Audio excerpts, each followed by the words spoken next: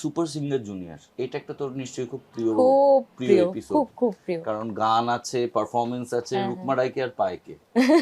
তো খুব বলুন প্রিয়। কিভাবে এলো ব্যাপারটা? হ্যাঁ সেটা ফাংশন থেকে জানছিল? ফাংশন থেকে জানতো, আর হ্যাঁ ফাংশন নিয়ে প্রচুর ঝামেলা হতো তখন। হুম। তার কারণ হচ্ছে আমাকে ছেড়ে দাও আর তোমাকে ছাড়া যাবে না, হুম। এবং সেটা একদম জাস্টিফাইড। আমি বলছি না যে হুম।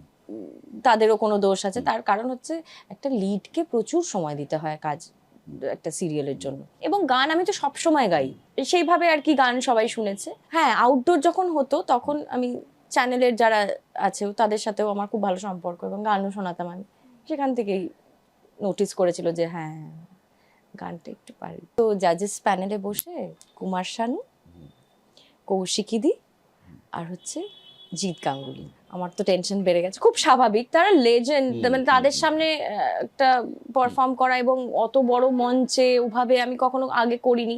আমি কিন্তু লাকি বলতে হয়, কারণ আমি যাদের সাথে কাজ করি তারা সবাই আমাকে এত কমফোর্টেবল করে দেয় যে আমার আনকমফোর্টেবল লাগার কোনো চান্সই নেই। ওই কটা মাস আমি যে কি ভালো সময় কাটিয়েছি, সব থেকে বড় কথা হচ্ছে আমি কে দেখতে পেয়েছি এত কাছ থেকে।